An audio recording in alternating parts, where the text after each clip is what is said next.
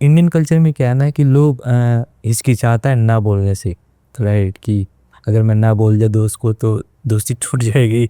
तो वैसा आप मतलब इम्पोर्टेंस ऑफ सेइंग नो कितना है, क्योंकि मेरा जो चैनल है उसका टैगलाइन है papa dare to say no to one more attempt. It is in the context of UPSC aspirant कि मतलब यूपीएससी एस्पिरेंट एक एग्ज़ाम साइकिल के लूप में फंस जाता है, और एक बार कोचिंग ले लिया ना यूपीएससी का, तो फिर वो सोचता है कि मैंने इन्वेस्ट कर दिया इस चीज़ में, तो अब पैसे लगा दिए हैं, टाइम लगा दिए हैं, तो एक अटेम्प्ट और दे देते हैं, एक अटेम्प्ट। बट आप जानते हो कि यूपीएससी में सक्सेस रेशियो बहुत कम है, तो लोग मतलब चीज़ें मतलब बोल्ड डिसीजन नहीं ले पा रहे। मुझे लग रहा है इस जनरेशन बोल्ड डिसीजन ले नहीं पा रहा है। सेइंग नो इज़ कितना इंपॉर्टेंट है एक पर्सन के लाइफ में, कि नो भी बोलना बहुत इंपॉर्टेंट है। तो आपने ऐसे हार्ड डिसीजन लिए हैं कभी लाइफ में जब आपने बोला नहीं I will not go to this through this path, मतलब कुछ ऐसा?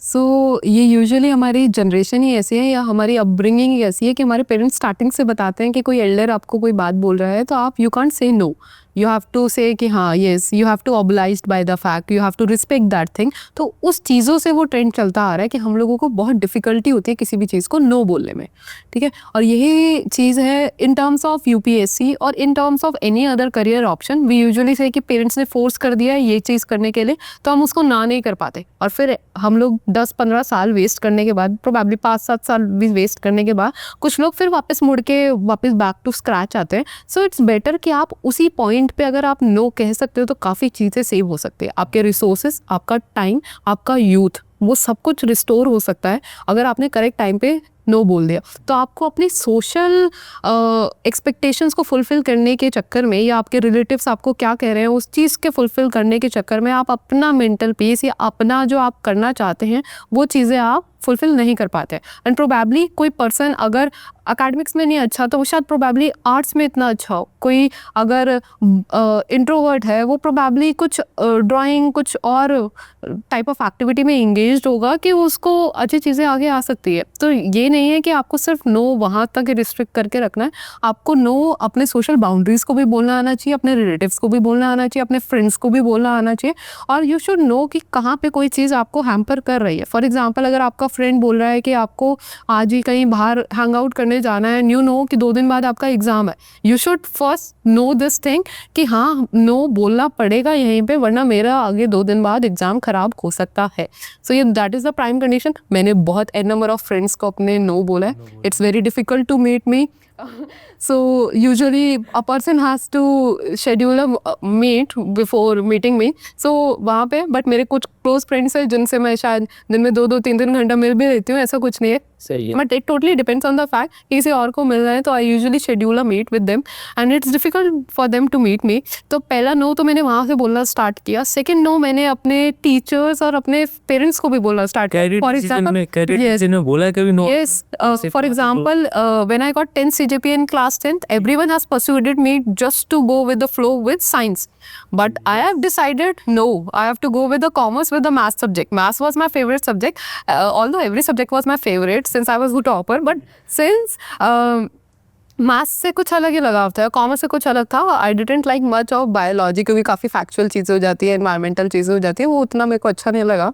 सो आई डिसाइडेड, और इसका कॉमर्स का आगे करियर प्रोस्पेक्ट भी अच्छा लग रहा था, तो डेफिनेटली तो सबने मेरे को साइंस के लिए परस्यूएट किया। सबने बोला कि टॉपर तो सिर्फ साइंस ही लेता है, तो आप कॉमर्स ले रहे हो that means you are degrading, क्योंकि हमारी सोसाइटी ने एक हायरार्की बना रखी है स्ट्रीम्स की। साइंस लेते हैं एग्जैक्टली, सबने ये स्ट्रीम और इतना इंजीनियर्स पैदा कर दिए इस थिंकिंग में कि अब ये सब जॉबलेस पड़े हुए हैं। Exactly that's the thing. आपको अपना पैशन को फॉलो करना, अपने हार्ट को फॉलो करना और अपने माइंड की भी सुननी। तो ये तीनों चीज़ें जब आपकी सिंक में होने लगेगी ना, आपके करियर डिसीजन हमेशा ऑल राइट होंगे।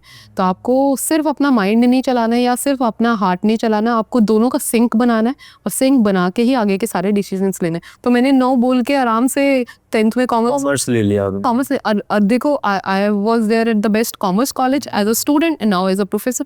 सो things are like that only कि आपको अपने करियर डिसीजन स्ट्रेट फॉरवर्ड लेने हैं और वहाँ से फोर्स किया था आपके पेरेंट्स ने साइंस के लिए? फोर्स नहीं किया था। दे से कि सोसाइटी ने हायरार्की बना रखी है ना कि आर्ट्स वो बच्चा लेगा जिसका सबसे बिलो ग्रेडेड है, फिर कॉमर्स वाले आते हैं, फिर साइंस वाले, बेस्ट वाले आर्ट्स, साइंस वाले। आर्ट्स एज ए सब्जेक्ट मतलब इंडियन सोसाइटी में कुछ कुछ नहीं है। बट बेसिकली कि आईएएस ऑफिसर्स वगैरह जितने पीसीएस ऑफिसर्स है they are from arts background, क्योंकि वो बैकग्राउंड आपको सारे जीएस जनरल स्टडीज के सब्जेक्ट्स पढ़ाता है।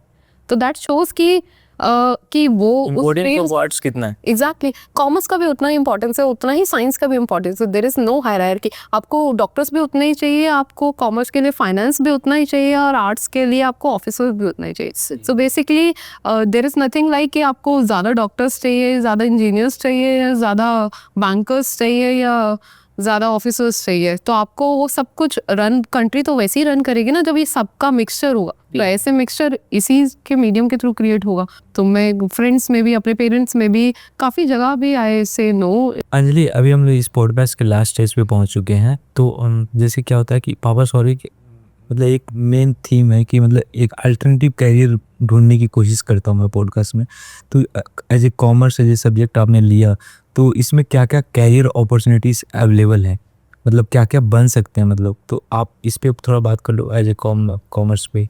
ओके सो जैसे आप पीएचडी कर रहे हो, तो पीएचडी के बाद क्या क्या ऑप्शंस हैं मतलब? सो पीएचडी के बाद आप डायरेक्टली कॉर्पोरेट्स में जा सकते हैं अगर आपको कॉर्पोरेट लाइफ अच्छी लगती है। आप वहाँ पे डेटा एनालिस्ट की जॉब्स होती है, आपका कंसल्टेंट्स की जॉब होती है। इवन पीएचडी होल्डर्स, काफ़ी प्रोफेसर्स आर देयर जो कंसल्टेंसी का काम करते हैं।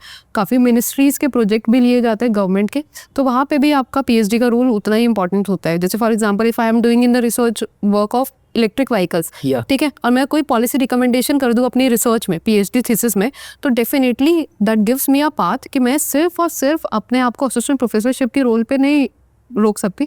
बाकी मैं किसी प्राइवेट कंपनी में जाके, जैसे for example Tata is there जो अभी इलेक्ट्रिक व्हीकल्स का काफ़ी प्रमोशन कर रहा है, वो पार्टनरशिप में आया है ये सारी डीटीसी बसेस वगैरह बनाने में। तो इफ़ आई एम देयर कि मैं अगर उनको कोई उनका बैरियर को रिमूव करने का कोई न्यू सजेशन देती हूँ, कोई पॉलिसी रिकमेंडेशन दे सकती हूँ, तो मैं कंसल्टेंसी के तौर पर उधर प्राइवेटली ज्वाइन कर सकती हूँ। साथ में I do have that opportunity कि मैं गवर्नमेंट का कोई प्रोजेक्ट ले लूँ जहाँ पे मैं वो स्टडी कर दूँ, कुछ उनका ऐसा पॉलिसी रिकमेंडेशन दे दूँ जिसके लिए आगे सोसाइटी मतलब अच्छा फुलफिलमेंट कुछ हो।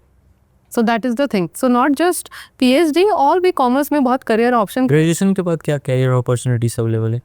इट टोटली डिपेंड्स आपका डिसिप्लिन कौन सा है। आजकल तो there is a usual trend of going towards the government job. Government job में we have UPSC, we have SSC के options, we have bank IBPS के option, PO SO. These options मेरे को लगता है ज़्यादातर स्टूडेंट्स को पता है और यही परस्यू कर रहे हैं। Other than that okay, for commerce के लिए वी हैव आरबीआई का ग्रेड बी एग्जाम, सेबी का नाबार्ड, सेबी का एग्जाम है, we have NABARD agricultural bank of India, तो वी हैव नाबार्ड का एग्जाम ऑल्सो। उसके अलावा maximum commerce student banking sector में जाता है? नहीं, ऐसा कुछ नहीं है। It's just a perception. काफ़ी लोग सीएज वगैरह भी है, चार्टर्ड अकाउंटेंट्स है, तो कॉर्पोरेट्स वगैरह तो बहुत है ही। But even we are seeing कि अब तो गवर्नमेंट के टूवर्ड्स भी बहुत इंक्लिनेशन आ गया। I think last 2 years 3 years back we have rank 1 UPSC topper. I really wanted to ask that question कि व्हाई पापा सॉरी। इसकी मैं बताना चाहूँगा 3 रीज़न है। क्या कि मैं थोड़ा स्टबर्न टाइप पर्सनालिटी हूँ, थोड़ा सा पेरेंट्स की बातें मैं मानता नहीं है, तो वो एक, और मैंने उनकी एक भी बात नहीं मानी आज तक। तो मुझे गिल्ट होता है कभी कभी कि यार मानना चाहिए, कि मेरे आसपास जो दोस्त लोग वो लोग काफ़ी ओबीडियंट सन है या डॉटर है, तो मैं नहीं मानता। तो मेरे को एज आउट ऑफ गिल्टी मैंने ये रखा है ये पापा सॉरी, ताकि मैं पापा को एडजस्ट कर पाऊँ। थोड़ा सा रिलेशनशिप भी थोड़ा सा उतना वो नहीं है सही डैड के साथ स्पेशली, तो इस कॉन्टेक्स्ट में रखा था। पहला रीज़न तो ये दूसरा रीज़न ये था कि मैंने यूपीएससी का तैयारी किया है, ठीक है, तो उसमें क्या हुआ कि मेरे को 3 अटेम्प्ट के बाद रियलाइज़ हो गया था कि I don't want to continue this journey and I want to do something different, और कुछ मतलब अलग करना चाह रहा था। तो मैं सोचा था यार कि ये प्रॉब्लम जो मेरे साथ ही नहीं है, मेरे को लग रहा था कि बहुत सारे एस्पिरेंट है जो अपनी फीलिंग्स एक टाइम के बाद, ग्रेजुएशन ख़त्म होने के बाद, जो जब स्ट्रगलिंग फेज में होता है इंसान, तो वो अपने पेरेंट्स के साथ फीलिंग ही शेयर नहीं कर पा रहा है।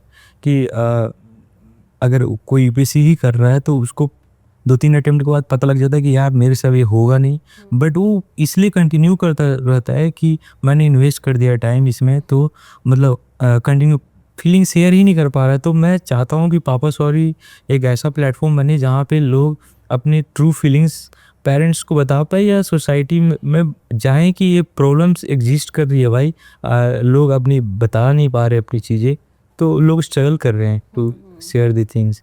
एंड एक थर्ड रीज़न ये भी था कि अल्टरनेटिव कैरियर अपॉर्चुनिटीज़ लाना चाह रहा था गेस्ट के डिस्कशन से, कि मतलब लोग क्योंकि मैक्सिमम स्टूडेंट्स है इंडिया का, मुझे लगता है कि ज़्यादातर लोग ग्रेजुएशन के बाद गवर्नमेंट जॉब की ही तैयारी करता है, और मतलब काफ़ी कुछ एक्सप्लोर करने के लिए है ना 21st सेंचुरी, बहुत सारी चीज़ें आप कर सकते हो, लेकिन मुझे लगता है कि पेरेंट्स रेडी नहीं है उस चीज़ के लिए। तो मैं पेरेंट्स को रेडी करना चाहता हूँ कि भाई ये भी कैरियर ऑप्शंस अवेलेबल हैं, आप अपने बच्चों को अलाउ करो ये सब करने देने के लिए। तो ये सब था थोड़ा सा सोसाइटल लेवल पे। तो अंजलि, मैं आपसे ये पूछना चाहूँगा कि आपका ये पॉडकास्ट का एक्सपीरियंस कैसा रहा? It was really very wonderful क्योंकि this was my first podcast. I was quite nervous कि what to say and what not to say. But in reality it was like a normal conversation, just like with a friend. जैसे बात होती है, सब चीज़ें होती हैं. But through this medium I just wanted to convey this thing that there is not only a single path for a career. आपके non linear paths होंगे, आपके फेलियर्स होंगे, आपके रिजेक्शंस होंगे, there will be multiple things जो आपको hindrance के तौर पे, ऑब्स्टेकल्स के तौर पे आपको हैम्पर करेंगी, but you have to understand this thing कि एक ही पाथ आपके लिए ज़रूरी ना हो, क्योंकि प्रोबेबली कुछ और चीज़ें आपके लिए वेट कर रही है। So the world is waiting for your light, so it's better कि आप अपने आप के अपने एस्पिरेशंस को, अपने थॉट्स को हायर रखें, और साथ में अपने पेरेंट्स और फ्रेंड्स का सपोर्ट लेते रहें और टाइम दें, एंड साथ में कुछ अच्छा अचीव कर लें। So that's all. वाह, बहुत सही मैसेज दिया आपने लास्ट में। तो अंजलि, मुझे आपसे बात करके काफ़ी मज़ा आया। तो अंजलि, पॉडकास्ट का एंड करते हैं। Thank you for coming. Thank you. आप अपनी तरह की ज़िंदगी नहीं जी पा रहे तो आप सक्सेसफुल नहीं है। हमें सोसाइटी जो है वो डाल देती है इस ढर्रे पे कि आप क्या अचीव करेंगे, आप क्या बनेंगे, और आप उसी रट के अंदर हमेशा उसी दौड़ में लगे रहते हैं, और आप अचीव करते जाते हैं, एक्यूमुलेट करते जाते हैं, and then finally you realise कि यू आर नॉट सक्सेसफुल। लोगों के लिए आपको परसेप्शन है कि आप सक्सेसफुल हैं, बट आप अगर अपनी तरह की ज़िंदगी नहीं जी पा रहे हैं तो आप सक्सेसफुल नहीं हैं।